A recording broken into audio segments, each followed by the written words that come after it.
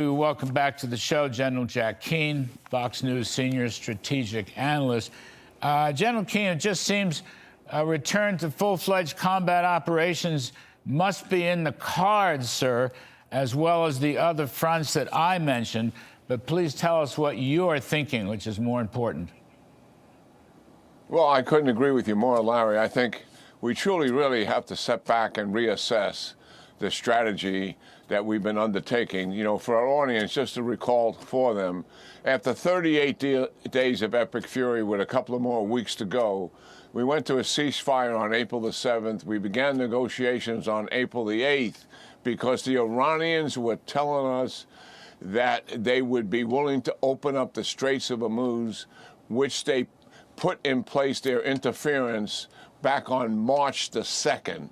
So here we are, almost 4 months now in the negotiation phase, and what do we have to show for it? Are the Straits of Hormuz open? No, they're not. As at the attack last night was intent to kill Americans, make no mistake about it. Intelligence provided by the Russians going right back at the base where Americans did indeed die before, with their most sophisticated ballistic missiles were pounding themselves into those targets. And as the president noted, we defeated every single one of them. But when you look at this now, almost 4 months, we don't have the Straits of Hormuz open, which was the initial ploy to stop this, to go to the ceasefire. And secondly, are we any closer to a nuclear deal, which are the two imperatives here? I think not. We have to face it for what it is. These off-again, on-again negotiations are leading us nowhere. Secondly, in terms of Iran's violence, we are going up an escalation ladder. They hit us, we come back and hit them hard. They hit us again, we come back and hit them harder.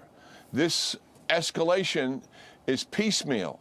We need to go back to what you said, major combat operations with the Israelis, with the comprehensive target list, where we put maximum pressure on everything at the same time. This is what absolutely puts a regime towards a collapse. What am I talking about?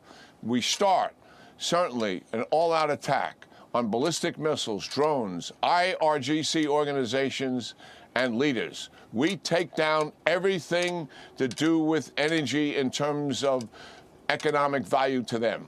Oil and gas, we destroy it. Take it away from them. That alone, added to the blockade, will force a collapse dealing with this system. The other thing we can do with them is isolate Iran from its neighbors, because they're trading with them. Shut down the rails, shut down the roads in and out of these neighboring countries, shut down the airports as well as the seaports. Isolate Iran, it's a sense of a quarantine on top of them. And then open up the Straits of Hormuz. We know they're not going to open it. We have to forcibly open it. We've already done a lot of work in that end. And then, Larry, I totally agree with you. We need to conduct a combined CIA and Mossad operation to, one, undermine the regime and all of the sub-objectives to do that, and number two, provide assistance to the Iranian people so they can resist. These are within the means of these two extraordinary organizations. Would be working covertly to achieve an objective for the first time, just as our conventional militaries are working. The two most proven militaries in the world today are working together against a common objective and sharing the values that we have. This reassessment, I think, has got to take place now, and let's get on with the details. The team around the president knows what to do here. So the CENTCOM commander and certainly the IDF leaders working for Prime Minister Netanyahu and these two magnificent intelligence organizations, we can really put a clear pathway to finish these guys and put them on the pathway to collapse. You know, thank you for that, General Keane. I appreciate it very, very much. And, you know, just watching this, I don't really want tit for tat. They do, we do, they do, we do. I want the comprehensive plan that you've just outlined, and which we have discussed for many, many months on this show. it's not tit for tat. And at the end of the day, it should be unconditional surrender. So it's major military operations, going after the nukes and the missiles and so forth, the economic stuff, the Kharg Island stuff, go after their economic power, what's left. And presumably there has been a presidential finding that would be highly classified, but with respect to regime change and helping out the dissidents, whoever it is, Reza Pahlavi, I don't know who it is, but there's got to be plenty of people in Iran. We have people on the ground, as you have taught us many times. We can work with them. But I'm just saying, I don't want nicks and knacks. Diplomacy is over. Iran has no interest in diplomacy at all. That's been proven again and again. I didn't even understand. And yesterday, President Trump said, we're talking about it, we're making good progress. And then Iran goes and, tries to get us in Jordan. I mean, I don't know who we're talking to that give off these signals of making progress in diplomacy. They're not there. They don't want that. They never have wanted it. At best, it buys time for them, and maybe they can get something out of us. But I didn't understand that. Who are we talking to, for heaven's sakes?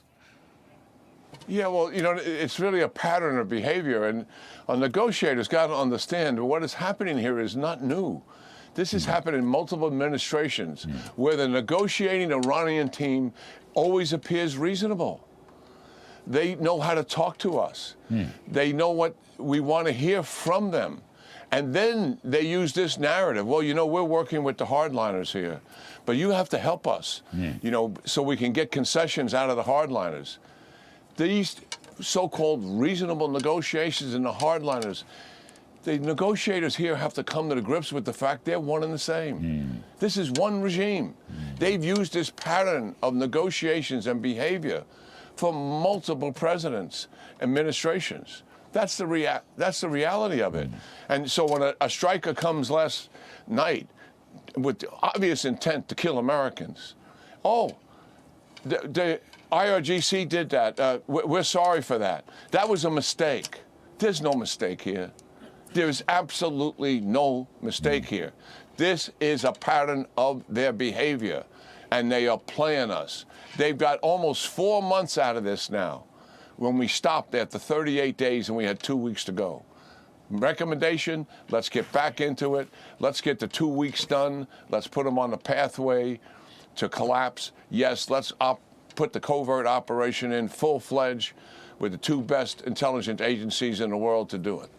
The only thing I forgot to mention, but it's really part of the overall military assault, is the decapitation strategy that the CIA and the Mossad have used in the past. That, I just presume that's part of it, but I will toss that in again. You expect to see decisions very soon, General Keane, beginning perhaps tonight? Well, certainly we're going to hit back. There's no doubt about that. But I would rather it be what you and I are talking about, a pattern of a very comprehensive plan that really goes after all the targets we were suggesting. Yeah. And listen, these regimes look formidable until they're not. When you put this kind of pressure on that we're talking about, fractures are going to take place. And covert operations, we know how to create more dissent inside these regimes. And when the pressure is really on, we offer the leaders a way out. Tell us where you want to go and we'll take you. But you gotta give it all up and go back to what you're saying, unconditional surrender. That is a possibility. I mean, people roll their eyes about that. Don't know. That is a real possibility. That can still happen.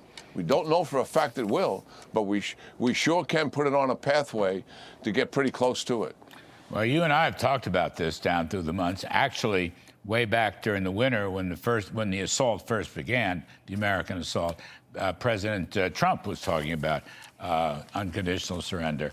And of course, it goes back to General U.S. Grant during the Civil War.